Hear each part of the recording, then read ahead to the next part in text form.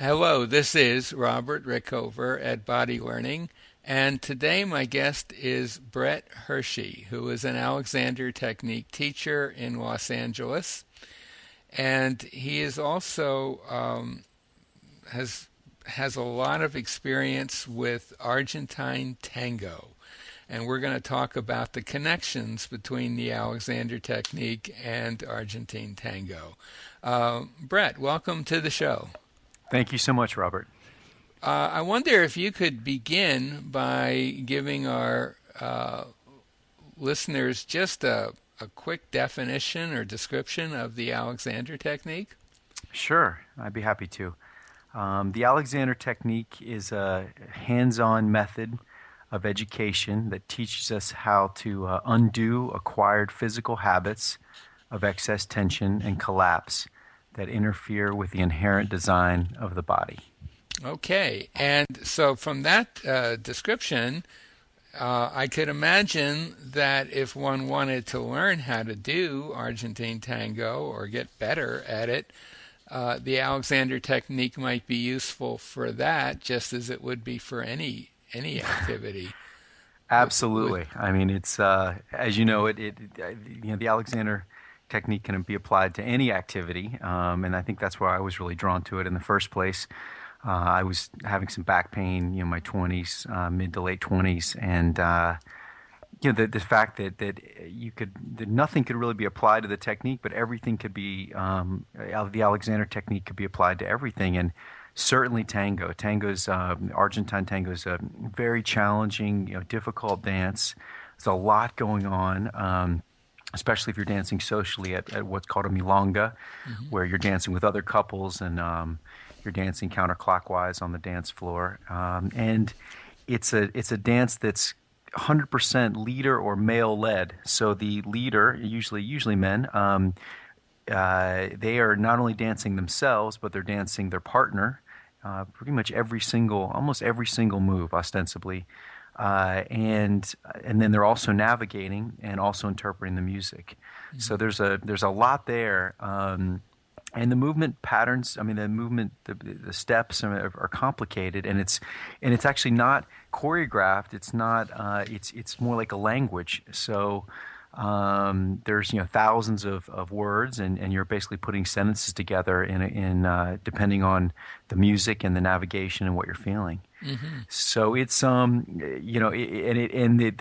tendency with that much stimuli, there's of course it's a open season for bad habits, for looking down at the floor. I mean, from everything from not worrying about kicking the woman, or is your woman worrying about kicking your leader, your man, to forcing things, to over-tensing, collapsing on yourself. I mean, there's all kinds of problems and pitfalls with it.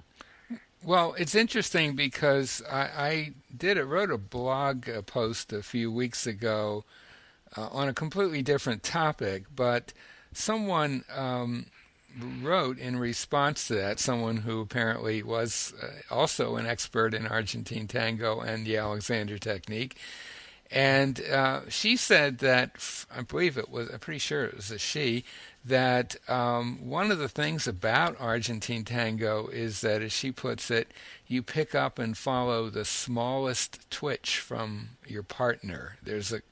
The contact with my partner, she writes, reveals any holding pattern I might have.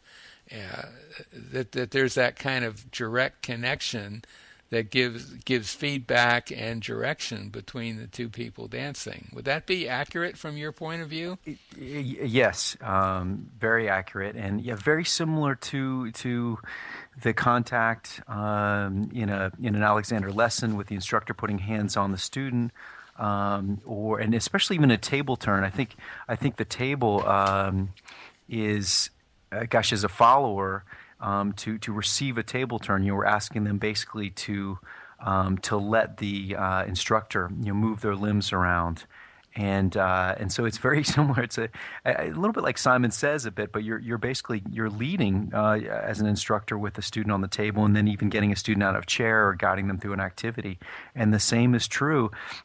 And so much is about that quality of presence, of movement, and you pick that up right away. And that's where, I mean, the heart of Argentine tango is really a hug. I mean, it's just two people hugging over 3 or 4 minutes, and then there's all the kind of movement that you can do. But the idea is to keep that hug and that kind of intimacy. So that's what maybe a little bit different. I think we don't get quite that close in an Alexander session, but it's all about that connection, and it's physical, of course. It comes through the physical, but it's as we know very psychophysical. It's that's just the window in. Right. And, since I first made contact with you, I guess it was several months ago, we talked about the possibility of this interview. I've been struck by how many references have appeared lately about the connections between the Alexander technique and Argentine tango. Could be I'm just more alert to that, but Right. I mean there have been a number of articles about it, number of teachers who are also involved with Argentine tango. It just appeared over the last several months. So do you think that is it partly because Argentine tango itself is becoming more popular, or is that Alexander connection coming more to the fore? I maybe both. I think tango. My understanding is tango is growing worldwide. That it is becoming a more popular dance, and Argentine tango is a little bit behind some of the other dances, salsa and swing. I think mainly because it was almost exterminated in Argentina under some of the dictatorships.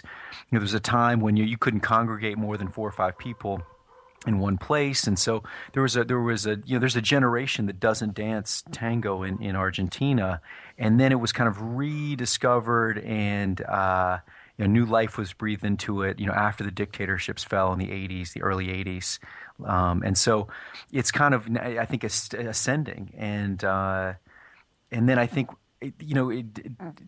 there's already a sort of pre-awareness in the dance community with Alexander technique. And again, I think because it's such a hard technique, or sorry, such a hard dance that some teachers get, it's frustrating, and this could be a set of almost anything, golf, tennis, but teachers, they have students come in, and here they're trying to teach them certain steps or styles, the actual dance. But many of their students, I'd say 70, 80% of the students are limited by their inherent, their basic movement quality. And as we know, good dancing, good tennis playing, those things start actually with how you're getting out of bed in the morning, how you're brushing your teeth, how you're sitting at the office, how you're waiting for a left-hand turn at a stoplight. So with an instructor, maybe a tango teacher, they can only do so much in their classes with getting into the pure movement, posture, how people are carrying themselves. And then I think there's a certain point where I know some instructors, they call me and they say, look, this couple, this person really could benefit from the Alexander technique. Because again, I've noticed in my practice, you just start seeing there is a hierarchy of movement, and I almost like first, second dimension, three. So when people start, tango would be more third, three, fourth dimension. You're dealing with complex spirals, so complex lunges, those sorts of things, and so they need to take a step back and get into the 1, 2 dimensional, sitting and standing, walking, looking at those sorts of things before they try the more complicated things and dancing with a partner. Well, yeah, I wonder if there's a kind of an analogy with a totally different field that kind of springs to mind when I hear you talk. Say the field of yoga, where it developed in an environment where people had a certain level of flexibility that perhaps and coordination that they don't have in the West so much. And when you try to teach traditional yoga postures to people who don't have that flexibility, you do risk injury, chance of injury, and just a limitation on how well people can do that. Do you think there's any sort of analogy there with Argentine tango? Well, I do. It's interesting you mentioned that because what I've seen lately, in my practice, and I think just starting a practice now, this is 2013. In the last, let's say 4 or 5 years, I mean, I just think because of computers, because of commuting, because of iPads, I mean, we are spending so much time in front of these machines, and we're just sitting, sitting, sitting. I don't think people were doing that so much. I mean, again, different problems 100 years ago or 75 years ago. The glory days of tango were kind of 20s, 30s, 40s, big band era, kind of before television, those sorts of things. So, but I think more people danced, and more people were in their bodies. I mean, I think there was just more physical activity, even around the house, in their jobs. It's just now it's just everyone's working in front of a computer. So I think there's something to that. I think we're seeing back problems, and I see it in my practice. 23-year-olds, 27-year-olds coming to me with, sciatic nerve pain, or they're interviewing with back surgeons, and I don't think you saw that. I don't think you saw that 50, 60 years ago. That's my No, sense. no, and even going back less than that, say 20, 25 Yeah. years, Yes. the very term repetitive strain injury hardly existed. I mean, I'm sure it existed as a term, but people didn't really. It wasn't on people's lips so much, and then with the advent of video display terminals, and then later personal computers, Yeah. suddenly everyone's walking around with splints on their arms, and getting surgery for this and that in their wrists. I don't think you really had very much of that in the past, or nowhere near as much. And I wonder, I assume Argentine tango, I assume it emerged in Argentina. Would that be? Yes, it And did. in what time period roughly would you say? The origins are a little mysterious. Uh-huh. I guess like any good activity, human activity. But it was around the turn of the century. Beginning of the 20th century. So late 1800s, early 1900s is sort of when it began, and it really, the legend is that it started in these brothels and cafes in Buenos Aires. Uh-huh. It was a heavy immigrant population. The ratio was something like 50 to 1 or 100 to 1 men to women.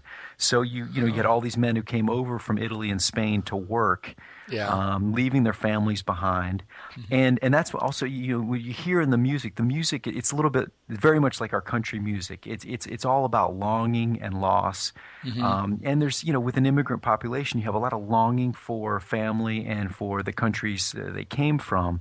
And then this became very romantically charged, so it's a longing for a significant other, longing for a lover, and you had these men, with very few women. They're frequenting these brothels and cafes, and then it became a little bit of a game, apparently, that to get the best girl, it was kind of a dance. I don't say contest, but it was like if the better dancer you were, then you could get the better girl, and it was actually it's pretty documented, and still today common for men to dance with men. So it was often Uh-huh. men dancing with men, waiting for the prostitutes in the Interesting. cafes. Yeah. So that's where it sort of came through. Then it went through a golden era, 20s, 30s, 40s. The music and became very popular there, and then it was exported to Europe. When the Argentines made a lot of money off World War One, and so there's that saying, "As rich as an Argentine." They've gone through huge booms and busts, but when they did, the wealthy class went to Europe and they took tango with them. And this is Carlos Gardel and all. So then it went from this kind of lower class dance in the barrios. Then it became it kind of got dressed up in Europe a bit. So there's a little. It's strange. Tango. Some people wear suits to dance tango. Other people wear a t-shirt and jeans. Women sometimes dress like high-end prostitutes or high-end like escorts almost. I mean, some women dress up very super classy. Other times it's more risque or almost like burlesque. Oh, And so interesting. it's a strange sort of identity, and it's similar. It reminds me a little bit of tantra, in that in term there's a obviously a romantic and sexual component to it, and yet there's also this very spiritual component. I think unlike any other dance, you're really in this you're in a hug, a close embrace. I mean, you can dance farther apart, but most people I'd say now are dancing close. That's not, you don't see that in swing and salsa. Salsa is very overtly sexual, but this is, it's a hug. So it really, the hearts, you're connecting with your chest. Hmm. So that's really where the connection starts. Now it can go all kinds of places, and that gives it, there's some kind of depth there, and then you have the longing in the music. So there's this kind of existential quality to it, and it's really about, I think, dancing in the face of loss, which is really human existence. So some people come to like salsa dancers will come to me long and say, "God, this is depressing. Everyone looks depressed." Yeah. Yeah. On the other hand, I think the people so tango attracts a certain type of person. Usually, someone's going through a breakup, divorce, grieving, loss, lonely, and the tango tends to attract those kind of. And it's almost like again, if you break up, you're used to being with someone, getting that kind of physical contact every day, and then you don't. There's a real longing for that. And tango, where else can you go and hug someone for, let's say, they play a tanda of music. Let's say it's 4 songs. So you dance with someone 4 songs. That's about 12 minutes. Where else can you hug someone, a stranger, for 4 minutes that you don't know?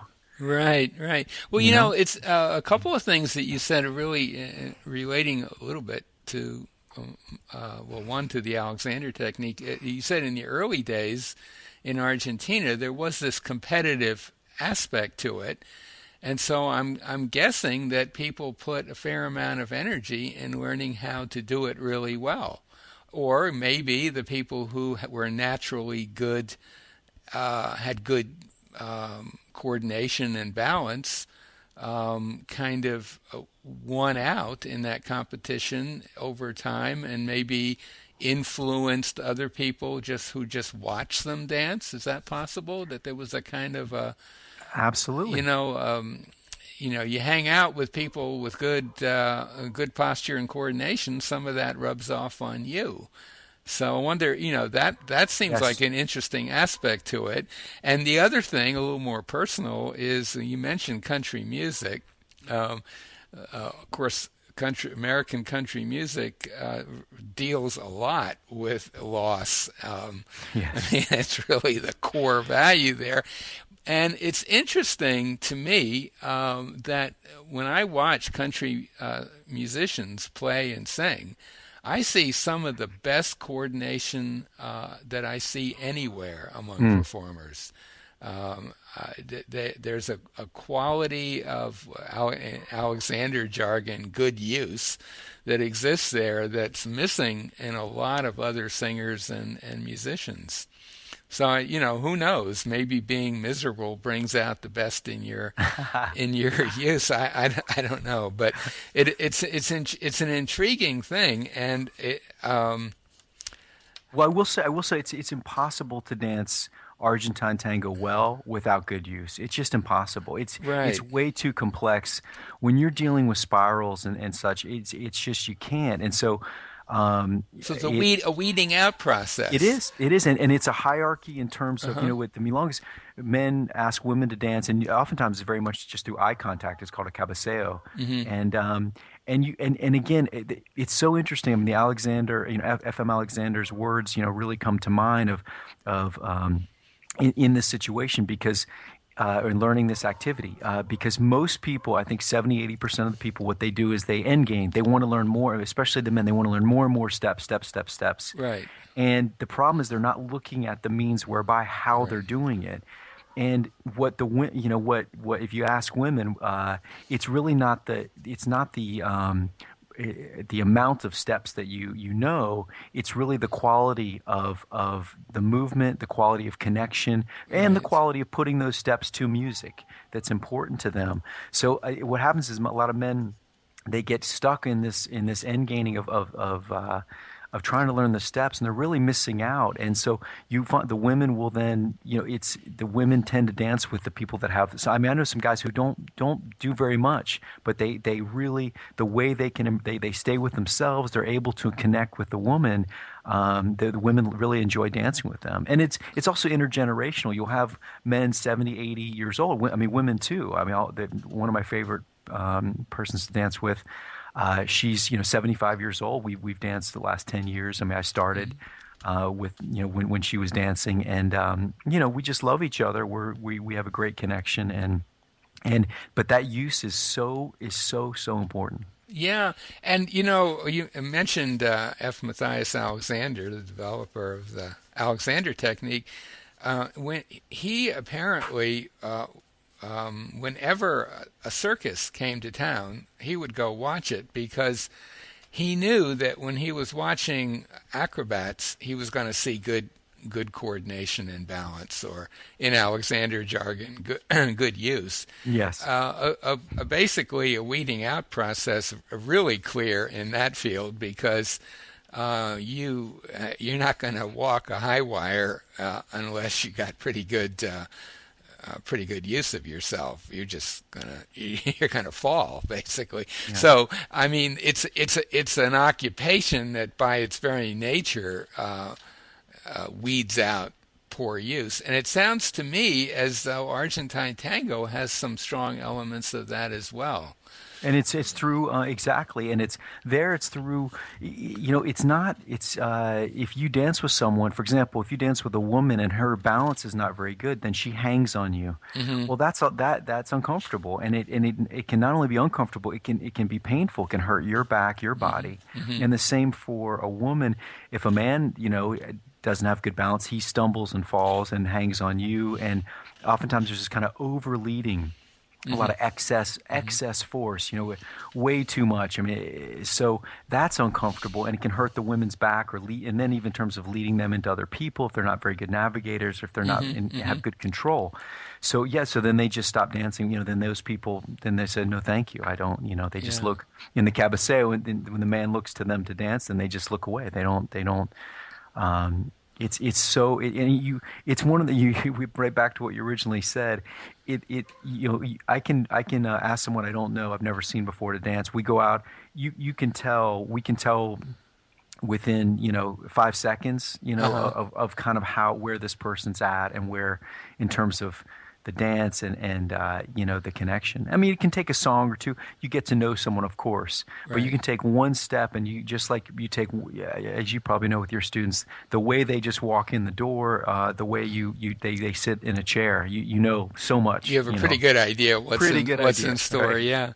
Oh, yeah. That's really interesting for someone like me who knows virtually nothing about dance. I find that all very intriguing.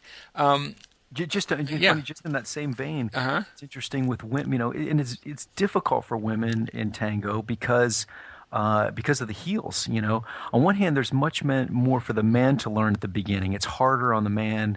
Again, I was saying you have to dance yourself, you have to dance your partner, you have to navigate and interpret the music. A woman, she just has to follow. But she has to follow wearing heels. Some women don't wear heels, but most do. And so, you've seen, I'm sure, women walking down the street who can't walk in heels, or their use is very bad. Right. And it just looks, it's almost, they should just take them off. It's worse. They look very uncoordinated. And so that's another thing you can spot across the room, just how someone walks in heels. You can get a sense of what her use is like just by the way she walks, what kind of dancer she's like. Well, it's a little like Fred Astaire and Ginger Rogers, sure. Right? Everyone says what a great dancer Fred was, and he was. Yep. But Ginger, had a slightly different set of issues to deal with those high heels. So, and maybe you find this in your practice as well, but usually, like as students come to the beginning, it's a lot more mental work and even physical work for me to get them out of a chair. If there's a lot of tension, they're holding a lot. I'm kind of fighting with them a bit to where then over time, 10, 20, 30, 40 lessons, it becomes more telepathic. You're doing less and less and less. And the same thing happens in tango. At the beginning, it's much more physical, and you're thinking a lot. about again, the lead and trying to put these sentences together. But over time, it becomes more telepathic. And I've heard these couples that these the professionals that go around the world, they'll say it's almost like I don't know if I'm leading her or she's just reading my mind. Hmm. Hmm. So it becomes that fine tuned, and that's where the real joy is that when the use is really good and then the knowledge of the dance is really good, that it becomes this conversation that's sublime, that's almost ethereal, because there's so little effort that is needed to lead, and it comes from very very much like Tai Chi. It's an internal. It becomes more and more internal. You're just leading with your, as Alexander would say, your central organizing principle, your head, neck, and back, or as the Tai Chi people would say, your dantian. You're leading with your spine, and that's it. Wow. Well, I think this might be a good place to bring our conversation to a close, unless there's something else you're desperate to say. Because my guest today has been Brett Hershey, who is an Alexander Technique teacher and an Argentine Tango. Are you an instructor of I Argentine do. I Tango? teach. I Yeah. teach as well. I mainly teach Alexander technique, but absolutely, I and but interestingly, I'll have students come to me want tango lessons, and I either know how they dance already, or we'll do one lesson. I'll say, what we really need to do is have a few Alexander lessons Mm. first, and then we can start bringing that into Oh, the I can well imagine into that tango. too. But yeah. So anyway, my guest has been Brett Hershey, an Alexander teacher and an Argentine tango teacher in Los Angeles. If anything about our talk is interesting to you, and you live in the Los Angeles area, we'll put a link to Brett's website by the interview. And if you live anywhere else in the world, we'll put a link to a site that has general Alexander information, as well as information on how to locate an Alexander teacher anywhere in the world. Brett, thanks so much for being on the show. Thank you so much, Robert. I appreciate it.